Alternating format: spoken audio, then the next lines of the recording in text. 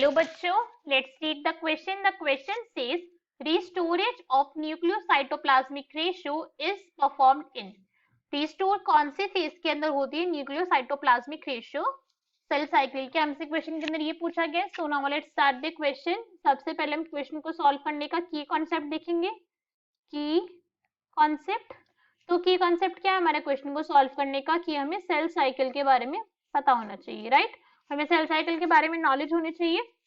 So now let's start the question. Cell cycle का diagram. Cell cycle के अंदर phases होते हैं. First phase is G1 phase, फिर S फेज, G2 फेज, फिर माइटोसिस फेज जिसके अंदर सेल एक्चुअली में डिवाइड होती है, और इन सब से एक अलग फेज होता है दैट इज G0 फेज. अब हम सब फेजेस के बारे में देखेंगे. अगर हम G1 फेज की बात करें तो G1 फेज के अंदर क्या होता है? सेल शो करती है growth.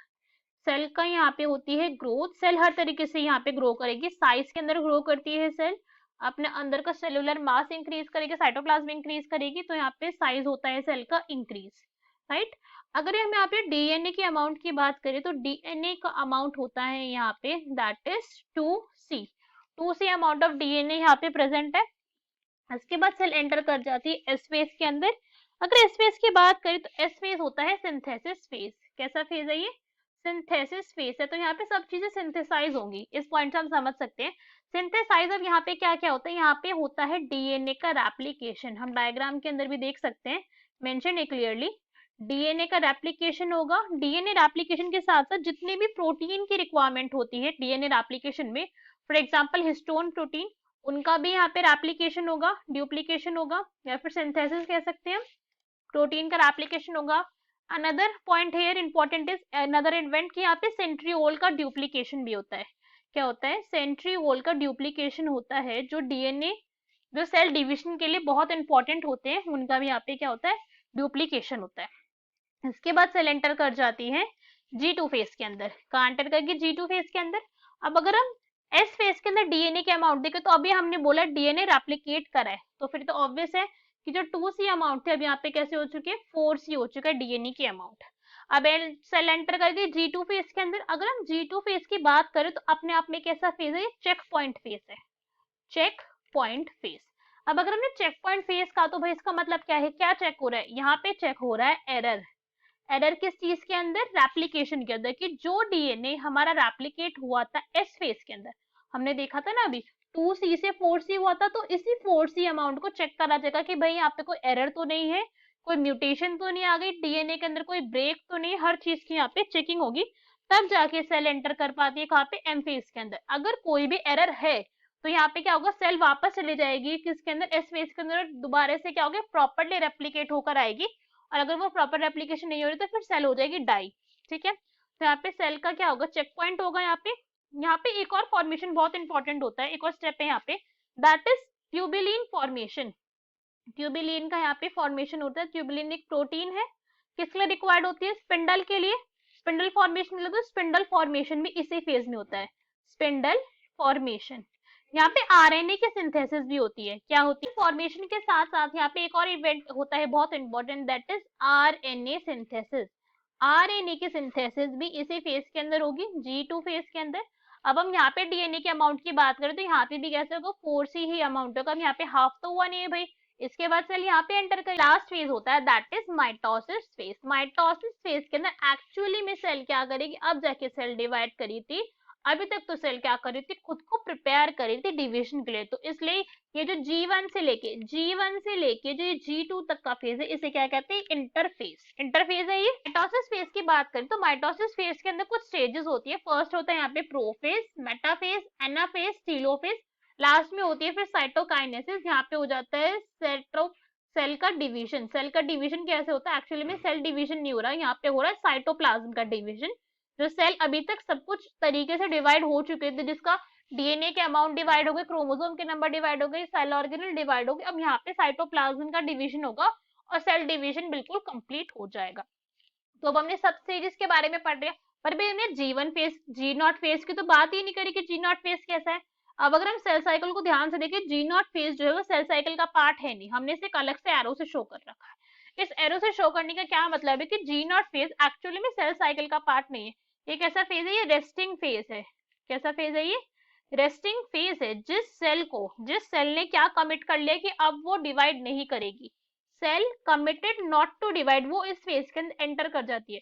Committed not to divide further, जिस सेल ने कह दिया कि भाई बस अब मुझसे और डिवीजन नहीं होगा, मैं और डिवाइड नहीं कर सकती हूँ, वो एंटर कर जाती है जी नॉट फेज के अंदर। जी नॉट फेज के अंदर अब क्या होगा कि सेल की बाकी मेटाबॉलिक एक्टिविटी कंटिन्यू चलेगी। ऐसा नहीं होगा कि वो मेटाबॉलिक वेस्ट नहीं प्रोड्यूस कर रही है या फिर उसको ग्लूकोज की रिक्वायरमेंट नहीं है, फिर ग्रो नहीं करेगी, सब कुछ होगा। मेटाबॉलिक एक्टिविटी सारी की सारी अब भी होंगी सेल के अंदर, मगर अब सेल की क्या हो गई, बस उसने डिवाइड करना छोड़ दिया। उसने कह दिया कि अब मैं यही परमानेंट सेल हूँ, मेरे अंदर और डिवीजन नहीं होगी, मेरी प्रोजेनी और नहीं बन रही है, अब बस मैं मेटाबॉलिकली एक्टिव रहूंगी, सारे फंक्शन करूंगी मेरे जो भी रिक्वायर्ड है। सो अगर हम क्वेश्चन रीड करें तो क्वेश्चन के अंदर हमसे पूछा क्या गया कि न्यूक्लियस साइटोप्लाज्मिक रेशियो कौन से फेज के अंदर रीस्टोर होती है। तो अब इस पॉइंट को देखते हैं। सबसे पहले हमें देखना पड़ेगा कि भाई न्यूक्लियो साइटोप्लाज्मिक रेशियो क्या है। न्यूक्लियो साइटोप्लाज्मिक रेशियो, अब अगर वर्ड से ही जाए तो हमें वर्ड से ही पता चल रहा है वैसे तो कि न्यूक्लियस और साइटोप्लाज्म की रेशियो है। किस किस की रेशियो है? न्यूक्लियस की, एक सेल के अंदर कितना न्यूक्लियस होता है, और साइटोप्लाज्म की रेशियो को न्यूक्लियो साइटोप्लाज्मिक रेशियो कहते हैं। तो अब ये कह रहे हैं कि रिस्टोर होगी कौन से फेज के अंदर। तो रिस्टोर तो कोई चीज तब होगी ना जब वो चीज पहले खराब हुई हो। ये पॉइंट हमें समझना पड़ेगा कि पहले वो चीज क्या हुई, डिस्टर्ब हुई, इसलिए उसे रिस्टोर होना पड़ रहा है। तो डिस्टर्ब कैसे हो सकती है वो चीज, अगर हम इस पॉइंट को देखें तो अगर हम यहाँ से देखें कि जीवन है, जीवन के अंदर ये सेल प्रेजेंट थी, सेल अभी ऐसी थी, छोटी सी थी, राइट, और अभी सेल ने यहाँ तक आते थे जीवन की फेज में खूब बड़ी सी सेल हो गई पूरी, उसने अपने अंदर सब कुछ प्रेजेंट करवा लिया, न्यूक्लियस क्रोमैटिन सब कुछ आ गया इसके अंदर, ठीक है। अब सेल का इस पॉइंट पे डीएनए का अमाउंट हमें पता है 2C है। इसके बाद सेल एंटर करी एस फेज के अंदर। एस फेज के अंदर सेल अब भी ऐसी ही है, कुछ चेंज नहीं है, मगर डीएनए का अमाउंट यहाँ पे क्या हो गया, डबल हो गया। कितना हो गया? 4C। इसके बाद सेल एंटर करी G2 फेज के अंदर। G2 फेज के अंदर अब क्या हो जाएगा, G2 फेज के अंदर जो ये सेल है इसके अंदर सिर्फ चेकिंग होगी, आरएनए सिंथेसिस होगी, और डीएनए का अमाउंट अब भी यहाँ पे 4C क्रोमोसोम है। इसके बाद सेल एंटर करती है माइटोसिस फेज के अंदर। माइटोसिस फेज होगा, माइटोसिस फेज के बाद साइटोकाइनेसिस, और यहाँ पे एक और फेज आता है। अगर हम इस पॉइंट को देखें तो यहाँ पे एक और फेज आएगा कैरियोकाइनेसिस। कैरियोकाइनेसिस जिसको हम कहते हैं न्यूक्लियस का डिवीजन। तो माइटोसिस में क्या होगा कि माइटोसिस के अंदर सेल डिवाइड कर रही है, भाई हमें ये पॉइंट तो समझ आ रहा है कि सेल क्या करेगी, डिवाइड करेगी इस फेज के अंदर। मगर अब हम इस पॉइंट को देखें कि जब ये सेल ने डिवाइड करना स्टार्ट करा, जब सेल ने क्या करा, ग्रोथ स्टार्ट करी, उसने अपने साइज को इंक्रीज करा, फिर उसने डीएनए की अमाउंट डबल करी, तो अब हम देखें तो डीएनए की अमाउंट कैसी हो गई, डबल हो गई। नॉर्मल सेल के अंदर डीएनए की अमाउंट कितनी है, नॉर्मल सेल के अंदर तो डीएनए की अमाउंट 2C होनी चाहिए थी, मगर अब कैसे हो गई, 4C हो गई। यहाँ पे भी 4C है, तो ऐसी अमाउंट थोड़ी होती है नॉर्मल सेल की। नॉर्मल सेल की अमाउंट तो 2C क्रोमोसोम होती है। तो जब सेल क्या करेगी, डिवाइड करेगी, दैट मीन्स जब ये सेल जो ये ऐसी है, इसके अंदर अभी 2 सेल प्रेजेंट है, इसके अंदर क्रोमैटिन प्रेजेंट है, अपना अपना सब कुछ प्रेजेंट है। तो जब इस सेल का होगा डिवीजन, है ना, बिकॉज अभी अगर हम देखें एक ही सेल के अंदर 2 न्यूक्लियस है, क्या है यहाँ पे 2 न्यूक्लियाई है, न्यूक्लियाई, और साइटोप्लाज्म तो यहाँ पे एक ही सेल का है भाई अभी, साइटोप्लाज्म। तो ये तो रेशो बिगड़ी हुई है ना, ऐसा थोड़ी होता है। नॉर्मल सेल की बात करें तो एक न्यूक्लियोप्लाज्म, एक साइटोप्लाज्म होता है और एक ही न्यूक्लियस होता है, मगर यहाँ पे तो 2 न्यूक्लियस है, क्योंकि अभी तक सेल ने डिवाइड करा नहीं है, उसने डीएनए की रेप्लिकेशन करी है, बाकी चीजें करी है।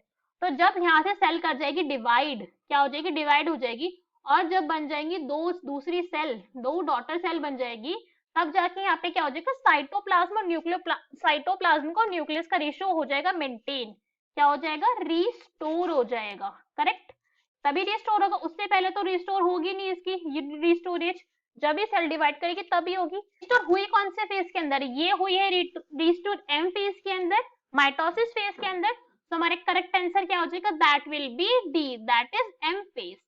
अब हम बाकी के ऑप्शन देखते हैं, भाई बाकी के इनकरेक्ट क्यों है, बिकॉज G1 के अंदर तो सेल ने ग्रो करी, वहां पे उसका न्यूक्लियो साइटोप्लाज्म रेशियो बिल्कुल ठीक था, वहां पे गड़बड़ी नहीं थी, तो रिस्टोर करने की जरूरत पड़ी नहीं।